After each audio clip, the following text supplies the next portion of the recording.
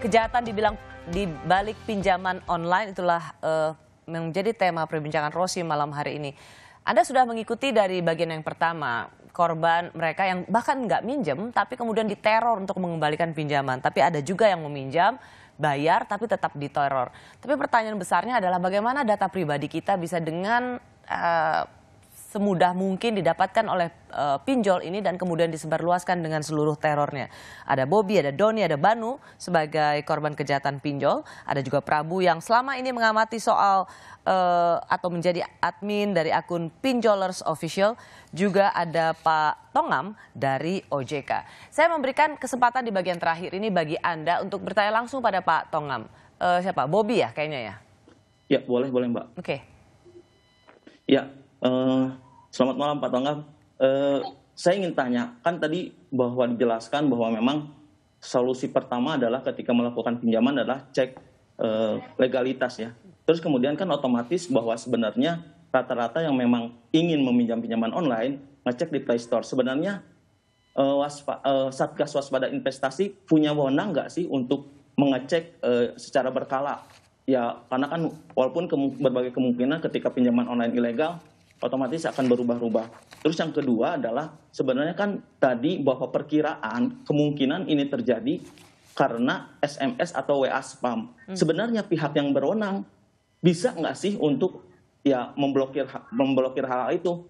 Terlebih kan SMS spam bukan hanya sekedar permasalahan pinjaman online juga, bahwa banyak mengganggu privasi orang lain juga sih sebenarnya. Jadi ada dua poin itu Pak Tongam Lumban Tobing dari OJK biar langsung bisa dijawab. Satu, OJK kan ini ada bahkan Pak Tongam Lumban Tobing ini ada Ketua Satgas Waspada Investasi OJK. Itu biasanya ada di Play Store, Pak. Jadi kenapa kalau emang ini udah rusak gitu ilegal, ya udah dengan otoritas OJK dilenyapkan saja.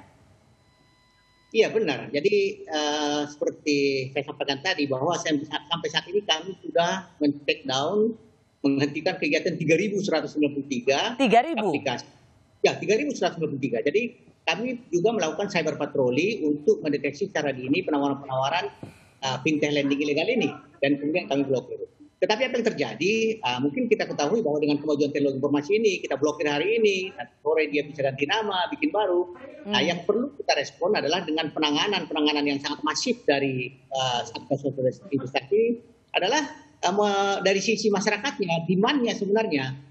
Bagaimana kita mengedukasi masyarakat agar cerdas dan tidak akses pada fintech lending. Jawaban dari Pak Tongam adalah satu, sudah berusaha di take down, tapi ini ibaratnya patah tumbuh hilang berganti. Jadi 3.000 dihilangkan, ribuan lain muncul. Jadi ini juga tergantung dari kita, jangan sampai menggunakan pinjol ilegal. Yang kedua tadi soal spam itu, kenapa nggak Dini? Saya ingat waktu itu Menteri Keuangan Sri Mulyani saja mengeluh gitu, masuk SMS dia soal-soal seperti ini. Artinya apa? Data pribadi kita kan diperjualbelikan untuk hal-hal seperti ini, Pak Tongam. Ini persis seperti yang tadi ditanyakan oleh Bobby. Iya, ini memang sudah di luar kewenangan Satgas Waspada Investasi ya. Ini bukan di area bagaimana kita melarang, blast. Ini harus dengan bersama provider. Tapi yang pasti tadi kami selalu menyampaikan kepada masyarakat, ini mungkin akan kita alami terus banyaknya penawaran-penawaran melalui SMS, media sosial, tetapi saringannya ada di kita. Jadi saringannya ini yang kita perkuat sebenarnya. Ya, saringannya tentu ada di kita, di para konsumen, tapi negara harus bertanggung jawab, data pribadi kita tidak boleh bocor dan data pribadi kita tidak boleh diperjualbelikan. Pak Tongam Lumban Tobing, terima kasih. Selamat malam juga untuk Bung Bobby, Bung Doni, dan Bung Danu telah menceritakan pengalaman Anda. Terima kasih sudah di Rosi. Dalam memenuhi hidup, ada kalanya kita terpaksa meminjam uang. Dan dalam situasi tersulit, setiap dari kita pasti akan melakukan apapun karena hidup yang terjepit. Malam ini kita sudah mendengar pengalaman mereka yang kena jeratan pinjaman online. Semoga pembuat kebijakan, aparat penegak hukum segera turun tangan supaya tidak ada korban berikutnya. Dan yang paling penting PR kita bersama adalah jual beli data pribadi. Itulah pekerjaan rumah yang harus diselesaikan negara. Terima kasih telah menyaksikan Rosi. Tetaplah di Kompas TV, independen terpercaya. Selamat malam dan sampai jumpa.